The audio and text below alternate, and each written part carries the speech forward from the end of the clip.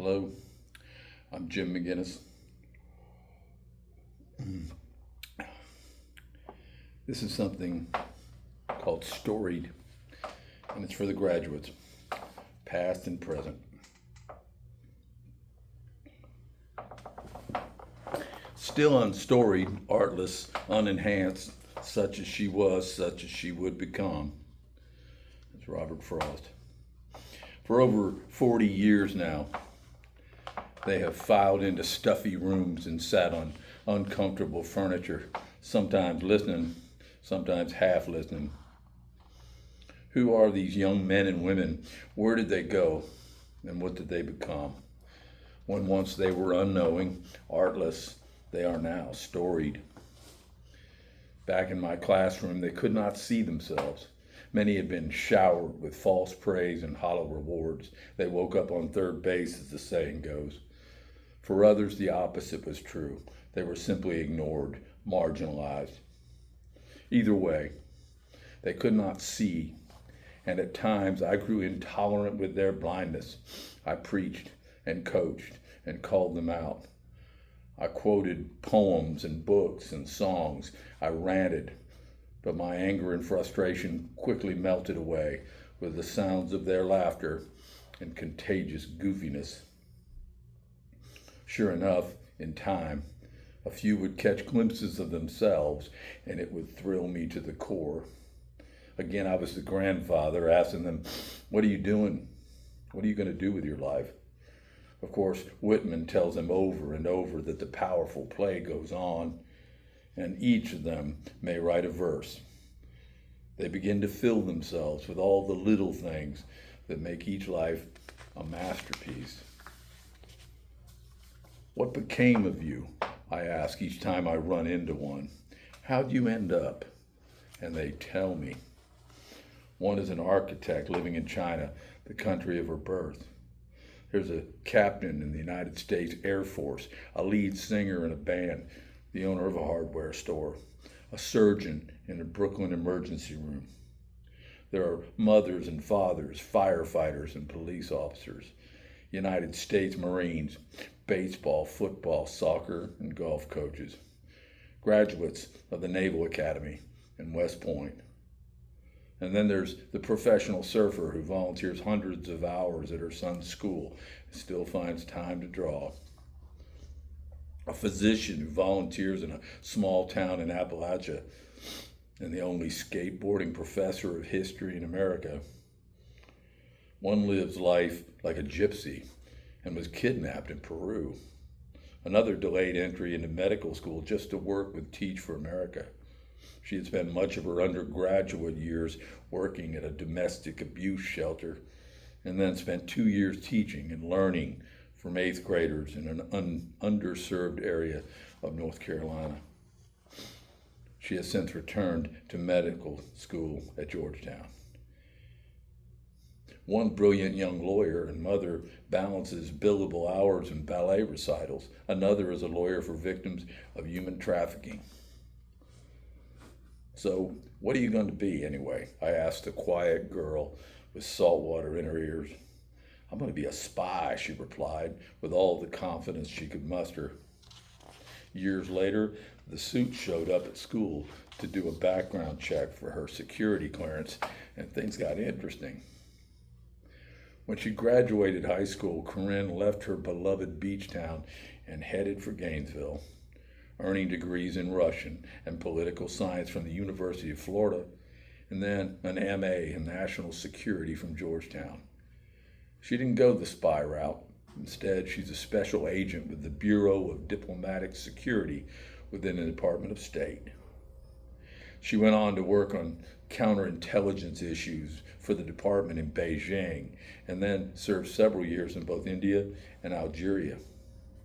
Corinne responded to the Mumbai terrorist attacks in 2008, and she was the first U.S. federal law enforcement officer on site.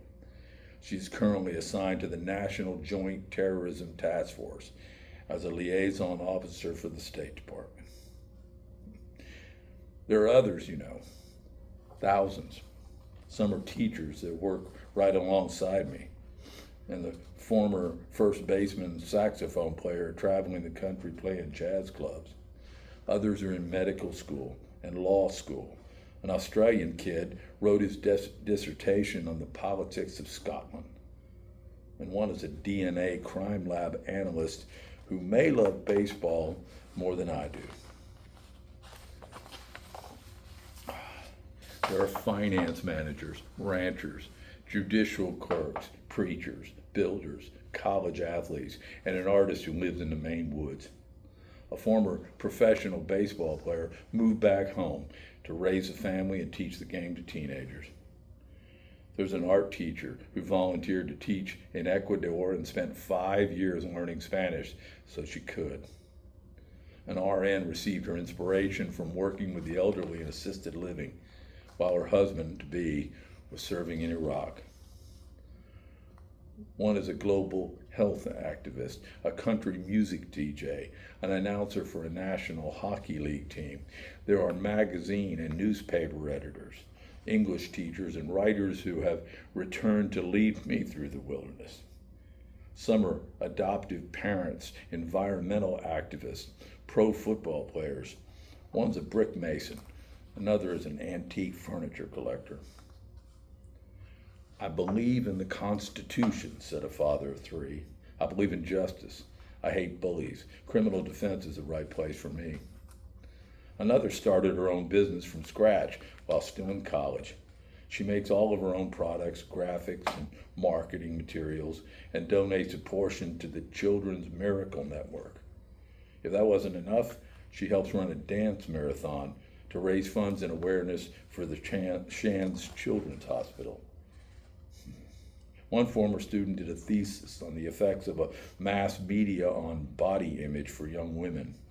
While a sophomore intern with a Los Angeles film company, she created a short film about the tendency to blame the victim in sexual assault cases.